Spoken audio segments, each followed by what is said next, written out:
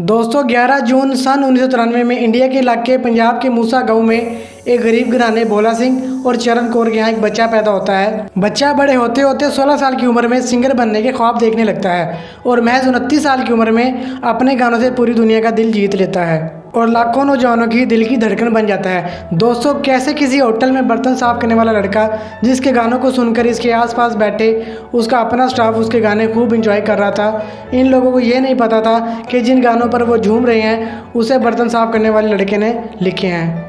ये कनाडा के एक छोटे से होटल में बर्तन साफ करने का काम करते थे। इनका रियल नेम शुभदीप सिंह सिद्धू और प्यार से इनको गुग्गू बुलाते थे। ये पंजाब के मनसा गांव में मूसा के रहने वाले थे। जब सिद्धू अपनी लाइफ में सक्सेस होते गए तो उन्होंने अपने गांव को अपना नाम दे दिया, यानी शुभदीप सिंह सिद्धू से सिद्धू मूसे वाला। सिद्धू ने अपने बचपन से ही सोच लिया था कि बड़े होकर बनेंगे तो सिंगर ही बनेंगे और इनकी शक्ल सूरत की बात करें तो लोग इनको बहुत डिग्रेड करते थे, लेकिन सिद्धू इनको जवाब में कहते थे कि जब मेरी फैमिली और मुझे अपनी शक्ल पसंद है तो मुझे आपके पॉइंट ऑफ व्यू से फ़र्क नहीं पड़ता।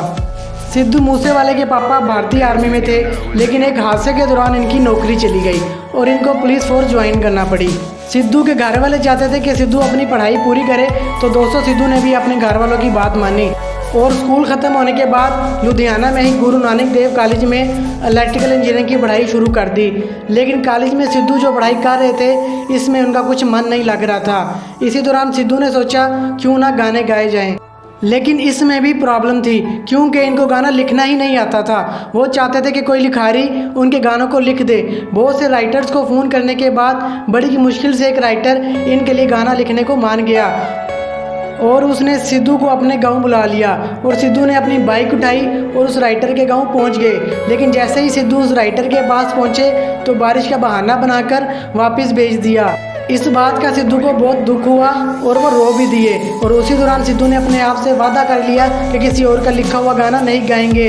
और फिर अफसुर्दा सिद्धू बारिश में भीगते हुए अपने हॉस्टल वापस आए और गाना लिखना शुरू कर दिया। इनको जो चैलेंज दरपेश था, एक तो नए थे और ऊपर से गाना भी पहली बार लिख रहे थे और अगर लिख भी लिया तो इनके गाने को कौन गाएगा। लेकिन सिद्धू ने हिम्मत नहीं हारी और अपना गाना लिख दिया जिसका नाम लाइसेंस रखा। और मज़ेदारी की बात तो ये थी इस गाने को गाने के लिए सिंगर निंजा रेडी भी हो गए। देखते ही देखते ये गाना बहुत वायरल हुआ और खूब चला। फिर सिद्धू ने दूसरा गाना लिखा जिसे दीप जांदू ने गाया और ये गाना भी खूब चला। अब सिद्धू के दो गाने ट्रेंडिंग पर तो थे, लेकिन सिद्धू को कोई पहचान नहीं मिल रही थी। और जैसा कि आप सबको पता है कि जो दिखता है वही बिकता है, क्योंकि लोग भी जानना चाहते हैं कि जो गाना सुन रहे हैं वो लिखा किसने है। लेकिन सिद्धू उस वक्त फुल मैच्योर भी नहीं हुए थे। इसी दौरान सिद्धू को अपनी ग्रेजुएशन मुकम्मल करने के लिए कनाडा जाना पड़ा, क्योंकि इनको अपने वालिदैन का ख्वाब भी तो पूरा करना था। लेकिन कनाडा में वो जो पढ़ाई कर रहे थे इस कॉलेज में सिद्धू के साथ कोई गड़बड़ हो गई, लेकिन सिद्धू के अंकल ने इनका कॉलेज तब्दील करवा दिया।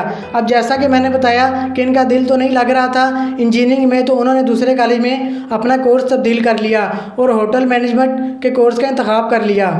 और इसी दौरान सिद्धू कुछ गाने गाना भी शुरू कर चुके थे और इनके गाने भी रिलीज़ हो चुके थे, लेकिन इसके बावजूद भी कोई सिद्धू को नहीं पहचानता था। होटल मैनेजमेंट की पढ़ाई तो कर ली, लेकिन ट्रेनिंग में उन्हें काफ़ी परेशानियों का सामना करना पड़ा। दरहकीकत जिस होटल में सिद्धू की ट्रेनिंग चल रही थी उस होटल में सिद्धू को बीफ काटना पड़ता था, क्योंकि सिद्धू तो प्योर वेजिटेरियन थे। सिद्धू इस काम के लिए अपने कुछ दोस्तों से मदद लिया करते थे, लेकिन इस मदद के बदले सिद्धू को बर्तन धोना पड़ते थे। लेकिन तब तक सिद्धू के गाने भी आने लगे थे।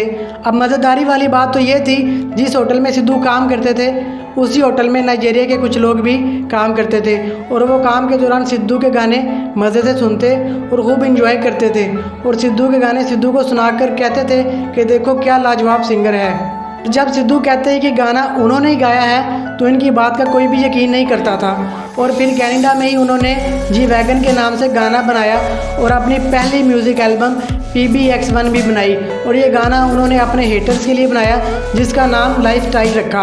और देखते ही देखते ये गाना भी खूब चला और अब सिद्धू के गाने काफ़ी धूम मचा रहे थे और बड़े बड़े म्यूज़िक चार्ट्स में भी सिद्धू के गाने लिस्ट में आने लगे थे। देखते ही देखते सिद्धू एक जाना माना नाम बन गए। सिद्धू का बुलंदियों पर चढ़ना उनके कुछ हेटर्स को पसंद नहीं आ रहा था और वह सिद्धू की शक्ल सूरत पर बातें बनाने लगे। लेकिन सिद्धू हमेशा से कहते आए हैं कि मेरी शक्ल मुझे और मेरी फैमिली को पसंद है, तो आपके पॉइंट ऑफ व्यू से मुझे फ़र्क नहीं पड़ता, कौन सा कोई मैंने बॉलीवुड में जाना है।